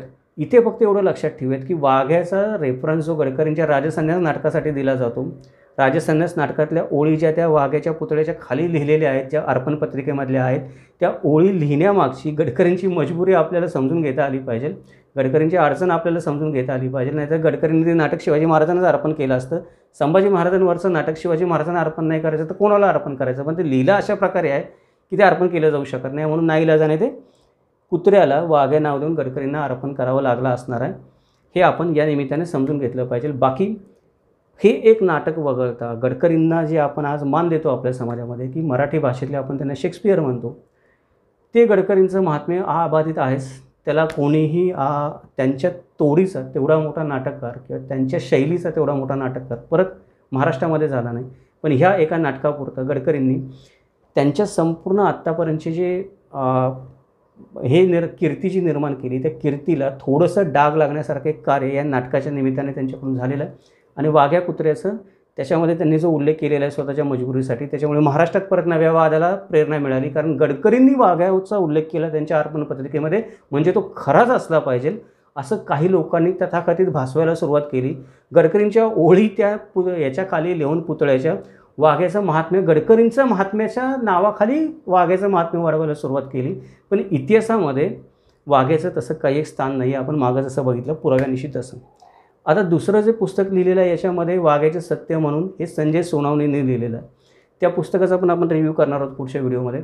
थोडक्यामध्ये सांगतो की संजय सोनावणेंचे कित्येक लेख मी वाचतो. एखादा विषय मला बोलायचा असेल तर त्या विषय बोलण्याच्या आधी ज्या काही लेखकांचा काही त्या लेखकांनी लिहिलं आहे का, किंवा काही विचारवंतांनी त्याच्यावर काही मत व्यक्त केले का, हे जे शोधत असतो, किंवा काही विचारवंतांची जी मतं मी विचारात घेत असतो माझं मत सांगण्यापूर्वी, त्याच्यामध्ये संजय सोनावणे एक नाव आहे की त्यांचे पण बरेच लेख मी ब्लॉग वाचत असतो, मतं वाचत असतो त्यांची वेगवेगळ्या विषयावरून लिहिणारी.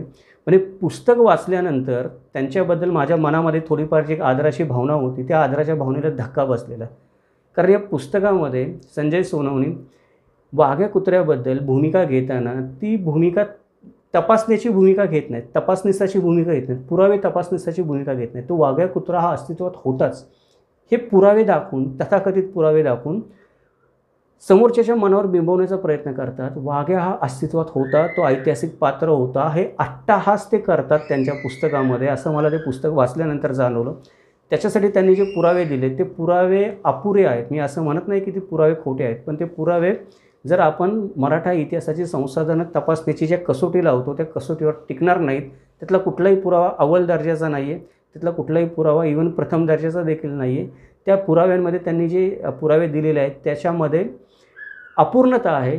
त्या पुराव्यांचं पूर्णपणे आपण हे म्हणतो, काय म्हणतो की त्या पुराव्यांचं संशोधन आपण म्हणतो, की पुराव्यांचा निष्कर्ष काढला तर पूर्णपणे असा निष्कर्ष निघू शकत नाही की वाघ्या कुत्रा अस्तित्वात होताच म्हणून.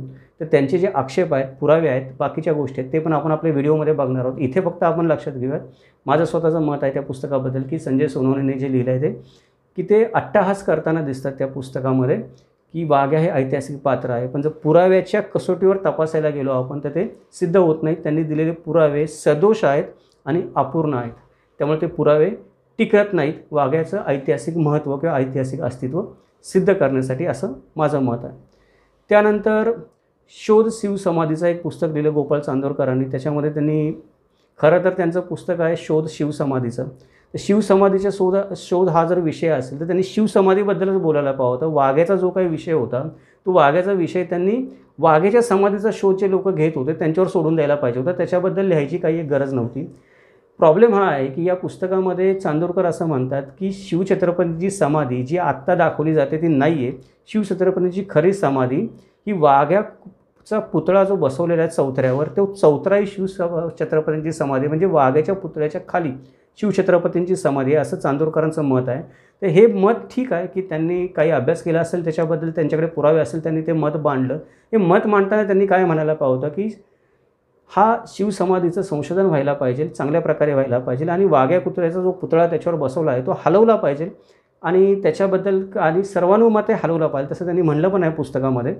आणि पुतळा बाजूला सारून शिवसमाधीबद्दल मी जे मत मांडतो त्याची खऱ्या खोट्याची शहानिशा केली पाहिजे. हा मुद्दा त्यांनी उचलला असता तर ठीक होता, एवढ्यापुरतं बोलले असतं तर ठीक होते. पण त्यांनी विनाकारण हा विषय पुढे जाऊन तुकोजी होळकरांची कथा सांगितली ते शिवसमाधीबद्दल. ती सांगण्याची काही गरज होती असं मला वाटत नाही. तुकोजी होळकरांची त्यांनी जी कथा सांगितली ती सर्वश्रुत आहे, सगळीकडे ती सांगितली जाते वाघ्या कुत्र्याचा इतिहास सांगताना, की शिवाजी महाराजांची समाधी बनवताना शिवस्मारक समितीचे काही सदस्य तुकोजी होळकरांकडे गेले देणगी मागण्यासाठी, पण तुकोजी होळकरांना इंग्रजांची भीती वाटली.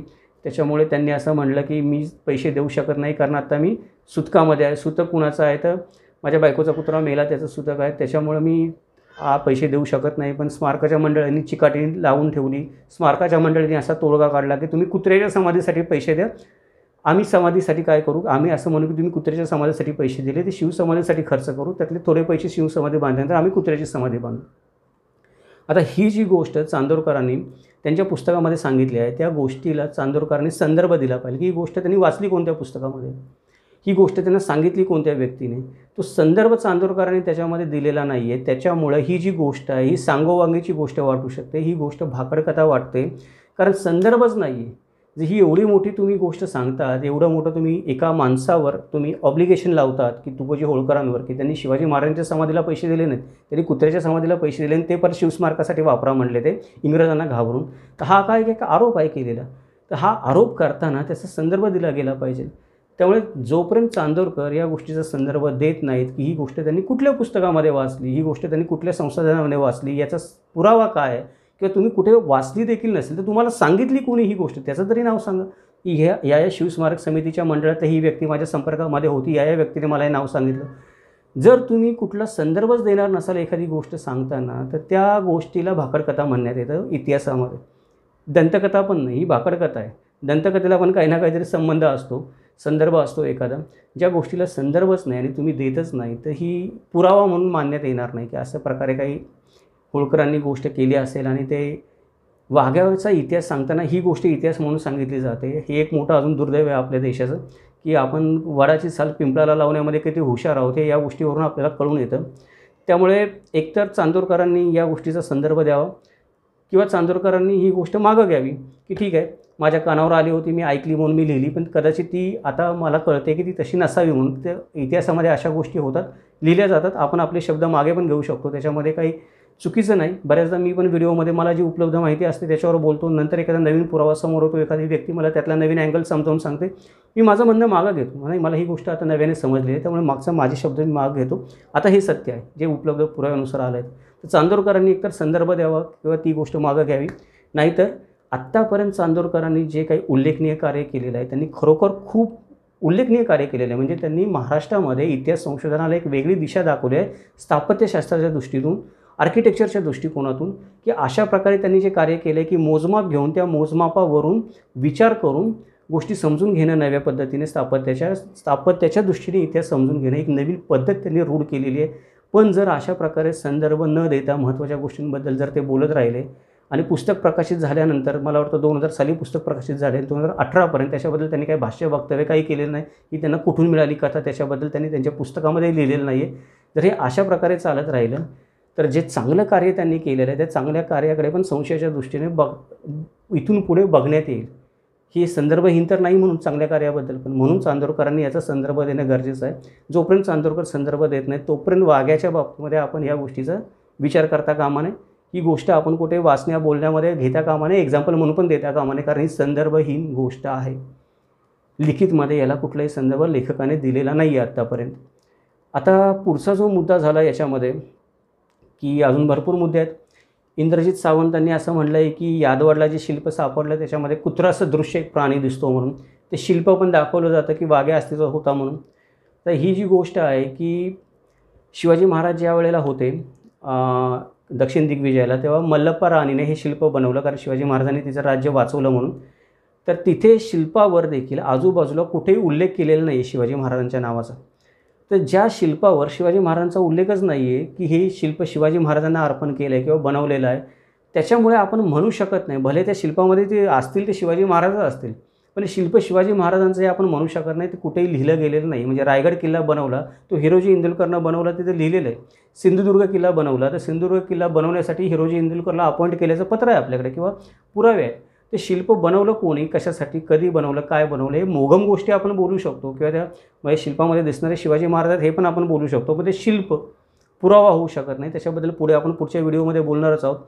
इंद्रजित सावंतांनी पण त्याच्याबद्दल जे इतिहासकार आहेत भूमिका घेतली आहे त्यांच्या पुस्तकामध्ये, की हा कुत्रा सदृश्य प्राणी आहे. काही लोकांनी अशी भूमिका घेतली का चित्ताच आहे. कुठून चित्ता दिसतो मला माहीत नाही, तो कुत्रा आहे असं मला वाटतं, कारण चित्ता आणि कुत्र्यामध्ये फरक आहे. त्याच्यानंतर प्राध्यापक जयसिंगराव पवारांनी पण म्हणलेलं आहे की अशा प्रकारचा कुठलाही पुरावा वाघ्या अस्तित्वात असण्याचा कोणत्याही ऐतिहासिक संशोधनामध्ये सापडत नाही. अजून इतिहासकारांनी बहुतेक तीच भूमिका घेतलेली आहे, वसंत मोरे असतील, अजून असतील, सर्वांनी मिळून.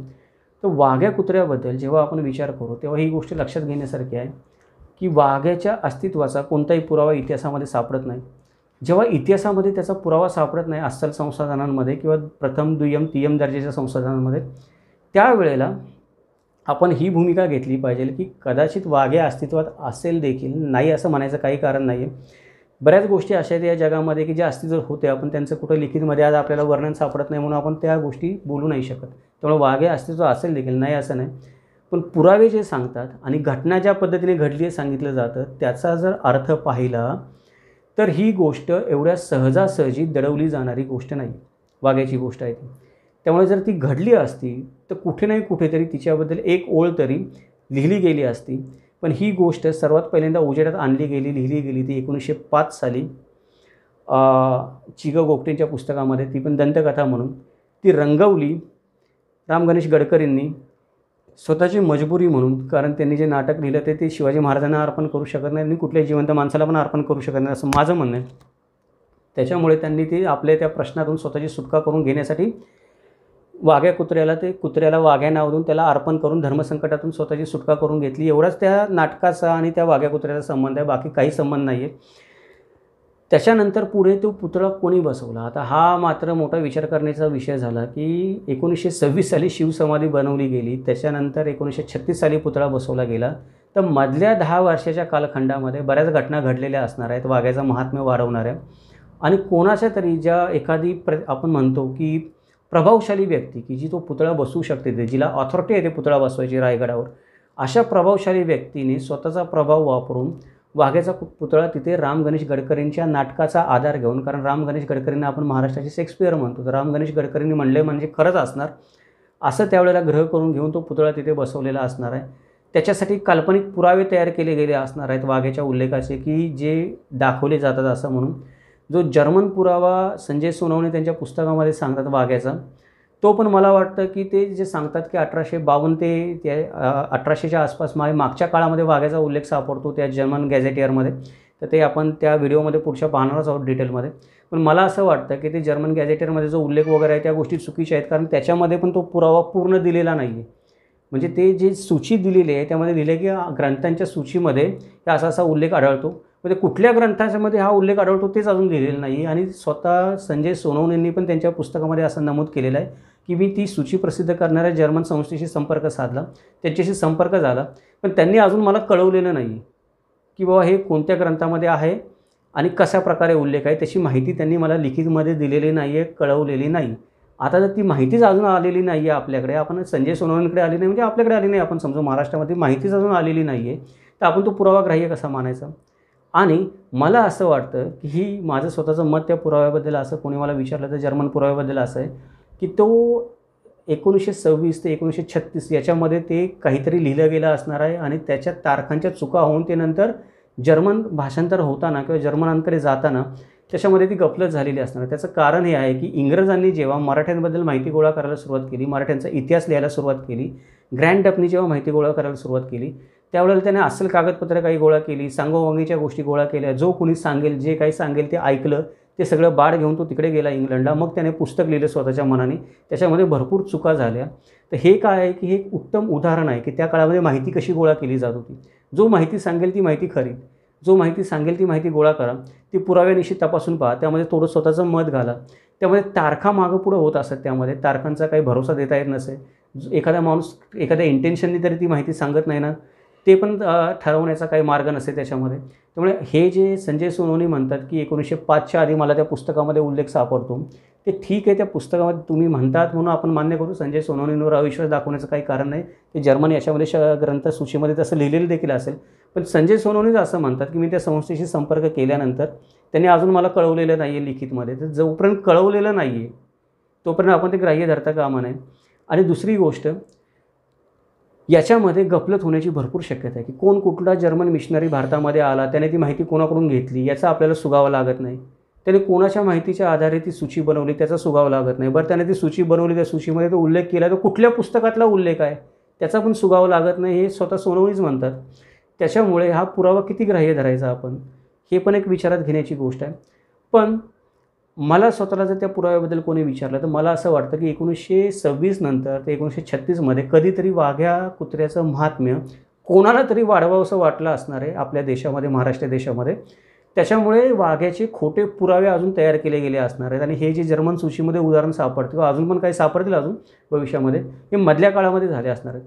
कारण वाघ्या जर तेवढा इम्पॉर्टंट असता आणि तुकोजी होळकरांनी पैसे दिलेच होते, तर मग वाघ्याची समाधी व्हायला 10 वर्ष लागता कामा नयेत. बरेच लोक म्हणतात की करमरकरांना ती समाधी बनवण्यासाठी जे शिल्पकार होते त्यांना 10 वर्ष लागले आरेखन करण्यासाठी, त्यामुळे तो पुतळा बसवायला उशीर झाला.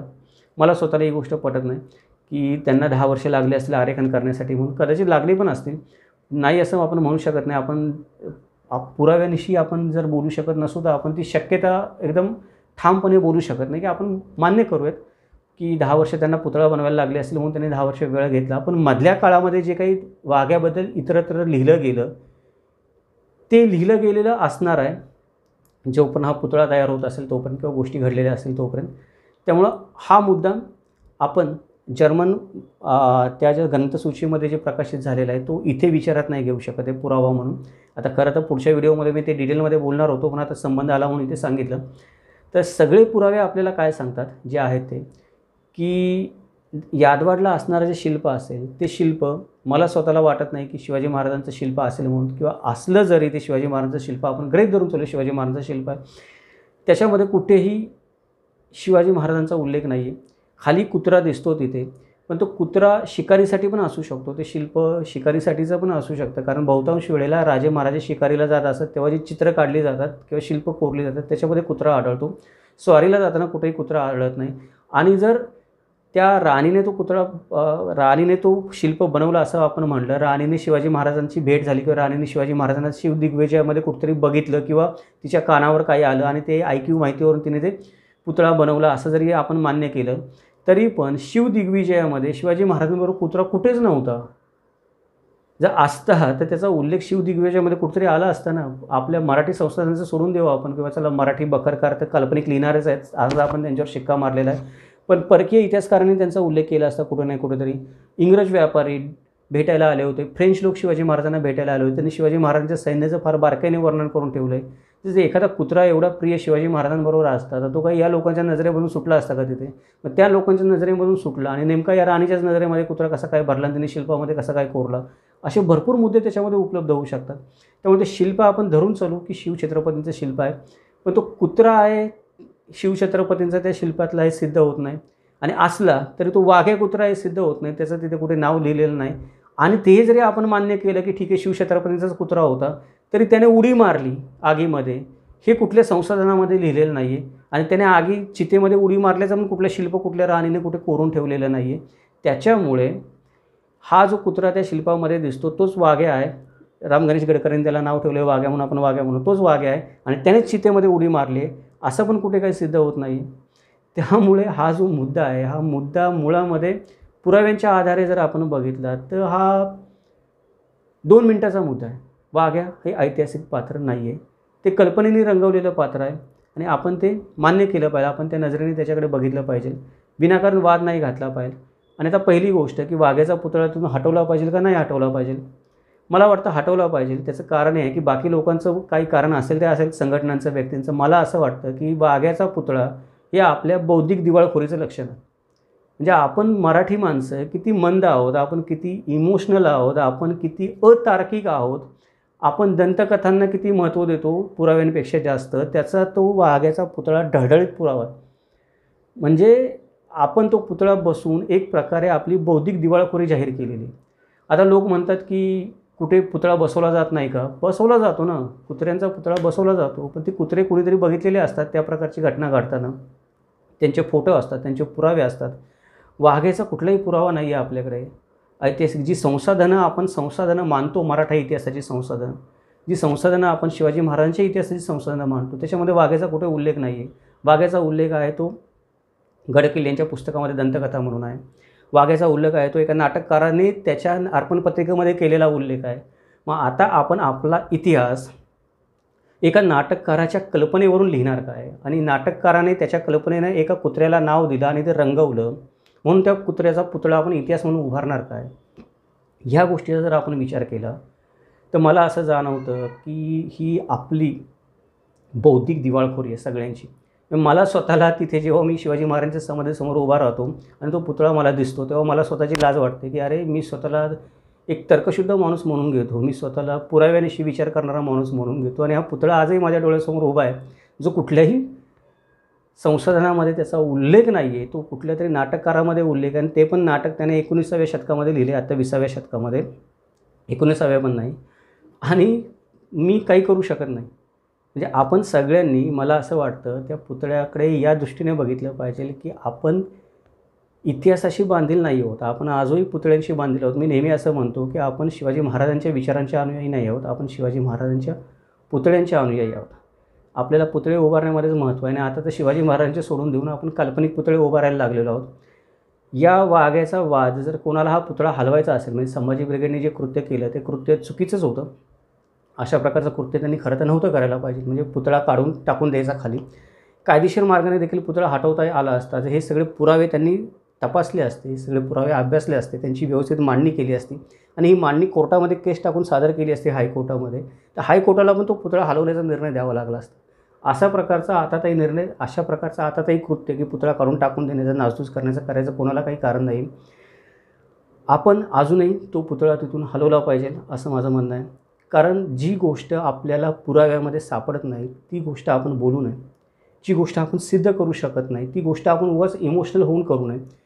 इतिहास हा कोणत्या ना कोणत्या दंतकथांवरून, नाटककारांनी नाटकामध्ये रंगवलेल्या पात्रांवरून लिहू नये, मांडू नये, सांगू नये. भावी पिढीचा त्याच्यामुळे काय होतो, इतिहासाकडे बघण्याचा दृष्टिकोन दूषित होतो, नको ते वाद निर्माण होतात.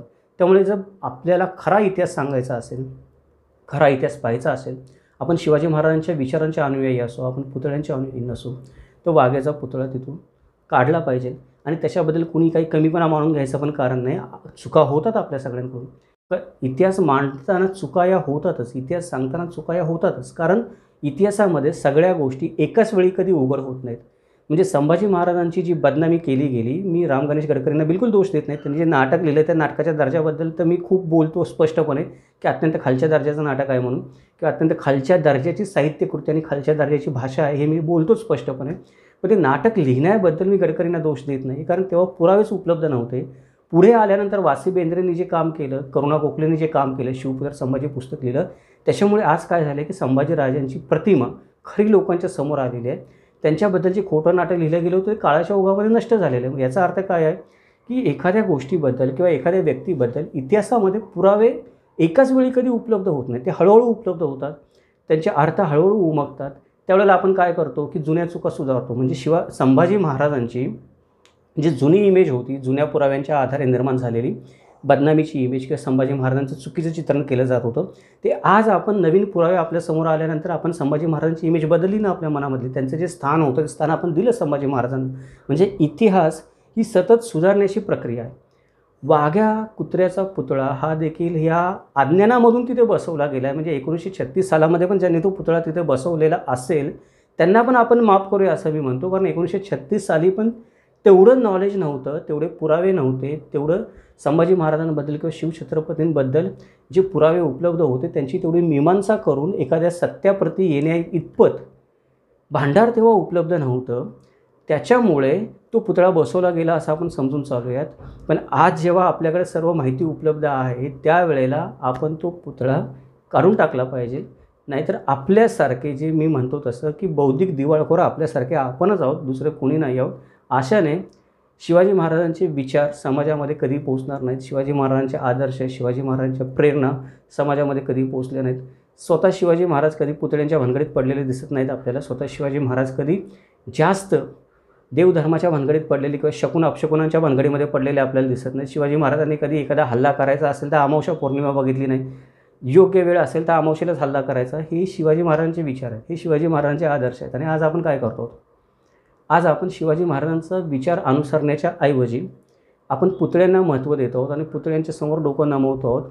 पुतळे पण शिवाजी महाराजांचे बसवले तर एक वेळ समजण्यासारखं आहे. मी म्हणतो की चला शिवाजी महाराजांचे पुतळे बसवले ते पण एक वेळ समजून घेऊ आपण की आदर्श आहेत शिवाजी महाराज, का नाही पुतळे बसवायचे त्यांचे. पण जो अस्तित्वातच नाही आहे एक प्राणी, त्याचा पुतळा बसवायचा हे समजण्याच्या बाहेरची गोष्ट आहे. त्यामुळे आपल्याला स्वतःला एखाद्या बाहेरच्या माणसाने येऊन हे सगळे पुरावे तपासून आपल्या महाराष्ट्रीयन माणसांची इज्जत काढून आपल्यावर हसू नये कोणी, असं आपल्याला वाटत असेल तर आपल्याला वाटतं कोणी हसणार नाही, पण लोक हसतात आपल्यावर लोक हसतात. ते या मूर्खपणांमुळेच हसतात की चाललं आहे काय आपलं. आपण साध्या साध्या गोष्टी समजून घेऊ शकत नाही का. मला बाकी कुठल्या दृष्टिकोनातून म्हणायचं नाही की तो पुतळा हटवावा म्हणून. तो शिल्प म्हणून तिथे कोणी ठेवणार असेल की बाबा चला एक शिल्प म्हणून आम्ही तो पुतळा बसवला, चांगली गोष्ट. अजूनही कोणाला तो पुतळा तिथे ठेवायचा असेल, प्रेम असेल की आम्हाला वाटतं की वाघ्या कुत्रा असावं तिथं, त्याचं शिल्प असावं, माझं त्याला पण काही ऑब्जेक्शन नाही. मी असं पण म्हणत नाही की गडकरींनी लिहिलेल्या ओळी त्याच्या खालून पुसून टाका म्हणून. ठीक आहे, गडकरींनी लिहिल्या त्यांच्या अर्पण पत्रिकेमध्ये, गडकरींचा आदर ठेवण्यासाठी आपण त्या ओळी तिथे ठेवूयात, पण त्याच्या खाली लिहा तरी की बाबा हा पुतळा आणि आमच्या कल्पनेने आमच्या प्रेमापोटी लिहिलेला आहे. इतिहासात याला काही एक पुरावा सापडत नाही, तर कृपया कोणी गैरसमज करून घेऊ नये, अभ्यास करावा. असा आपण एक डिस्क्लेमर वगैरे लिहितो, तो डिस्क्लेमर तरी त्या पुतळ्याच्या खाली लिहा, पुतळ्याचा हलवायचा नसेल तर. हे जर आपण करणार नसू तर मग रायगडाला आपण किती पण वाऱ्या केल्या काय, आणि रायगडाला जाऊन किती पण वेळा शिवाजी महाराजांसमोर आपण मुजरा केला काय आणि डोकं झुकवलं काय, आपण निर्बुद्ध आहोत. आणि शिवाजी महाराजांना असले निर्बुद्ध अनुयायी नको होते त्यांच्या आयुष्यामध्ये, विचार करणारे लोक पाहिजे होते. म्हणजे हंबीरराव मोहितेंना जेव्हा सेनापती म्हणून शिवाजी महाराजांनी निवडलं त्यावेळेला सभासदांचे वर्णन केलेलं आहे की बरा, चौकस, बुद्धीचा असा माणूस पाहिजे. म्हणजे नुसताच रेम्या डोक्याचा माणूस नाही पाहिजे त्यांना सेनापती म्हणून. शिवाजी महाराजांना कोणी असं नको होते निर्बुद्ध लोक त्यांच्या आजूबाजूला, जरा स्वतःचं पण डोकं चालवतील अशी माणसं पाहिजे होती. आज आपण त्याच शिवाजी महाराजांसमोर जाऊन त्यांच्या समाधीवर डोकं ठेवतो आणि त्या आपल्या निर्बुद्धपणाचं प्रतीक आपण समोर लावून ठेवलेलं आहे वाघाच्या रूपाने तिथं. तर ही गोष्ट आपणच विचार केली पाहिजे की आपल्याला पटते का म्हणून. कोणती संघटना म्हणते म्हणून नव्हे, त्या राम गणेश गडकरींबद्दल मला काही आकस आहे म्हणून नव्हे, किंवा त्या कुत्र्याबद्दल मला काही फार राग लोभ आहे, कुत्रा प्राणीच मला आवडत नाही किंवा शूद्र प्राणी आहे म्हणून देखील नव्हे, किंवा कोणी लोक जसं म्हणतात तसं की हा ऐतिहासिक आहे कुत्रा आणि तो तिथं असला पाहिजे म्हणून देखील नव्हे, किंवा काही लोक असं म्हणतात की हा कुत्रा ऐतिहासिक नाहीच आहे, त्याचे पुरावे वगैरे देतात वगैरे. मी पण स्वतः म्हणतो ऐतिहासिक नाहीच आहे तो, पण ते देखील कारण नव्हे. या कुठल्याच कारणाने मी म्हणत नाही आहे, मी साध्या माझ्या कॉमन सेन्सने म्हणतो आहे की ज्या गोष्टीचे इतिहासामध्ये कुठेही उल्लेख नाही ती गोष्ट जर तिथे सजून दजून ठेवलेली आहे, तर मला स्वतःला पण, म्हणजे आज जेव्हा मी रायगडावर जाईन किंवा मी इथे स्वतः बसतो त्या पुतळ्याचा विचार करतो त्यावेळेला मला स्वतःला पण वाटतं की अरे यार, मी पण त्या निर्बुद्धांमध्ये एक आहे की तो पुतळा अजून माझ्या डोळ्यासमोर उभा आहे. मला असं वाटतं की कायदेशीर मार्गाने या सगळ्या पुराव्यांचा विचार करून कुठल्याही ऐतिहासिक साधनामध्ये जर तो पुतळा सापडत नसेल, त्या पुरावा सापडत नसेल अव्वल दर्जाच्या साधनामध्ये आजपर्यंत, म्हणजे मला तरी सापडलेला नाही, अजून कोणी ते पुरावे तपासावेत असेल तर एखादा पुढे आणावं. जर पुराव्यामध्ये तो पुतळा कुठे सापडला नाही, म्हणजे पुराव्यामध्ये वाघ्याचा उल्लेख कुठे सापडला नाही, एखाद्या संशोधनामध्ये पुरावा म्हणून संदर्भ म्हणून वाघ्याचा कुठे उल्लेख सापडला नाही, तर कायदेशीर मार्गाने सरकारनेच तो पुतळा तिथून हलवला पाहिजे, किंवा हलवायचा नसेल तर त्याच्या खाली एक डिस्क्लेमर लिहिला पाहिजे. जसं आपण याच्यामुळे खाली लिहितो एखाद्या चित्रपटाच्या सुरुवातीला किंवा आपण एखाद्या सिरियलच्या सुरुवातीला लिहितो की हे पात्र काल्पनिक आहे, आम्हाला वाटतं म्हणून आम्ही ते ठेवलेलं. एवढं डिस्क्लेमर तरी सरकारने तिथे लिहिलं पाहिजे. नाहीतर शिवाजी महाराजांचे अनुयायी म्हणवणारं किंवा शिवाजी महाराजांच्या विचारांचं म्हणवणाऱ्या महाराष्ट्रातल्या प्रत्येक पक्षाच्या सरकारच्या पण निर्बुद्धपणाचा आणि बौद्धिक दिवाळखोरीचा तो कुत्रा एक प्रतीक आहे असं मला वाटतं. आपण सर्वांनी जर कायदेशीर मार्गाने शक्य झालं तो पुतळा तिथून हलवला पाहिजे. त्याच्यामुळे होईल काय की अशा प्रकारे पुरावा नसणाऱ्या गोष्टी परत इतिहासामध्ये रिपीट होणार नाहीत. आज आपण वाघ्याचा पुतळा तिथे बसवला आहे, उद्या आपण काय करू की दुसऱ्या कोणाचा तरी पुतळा आणून तिथे बसवू.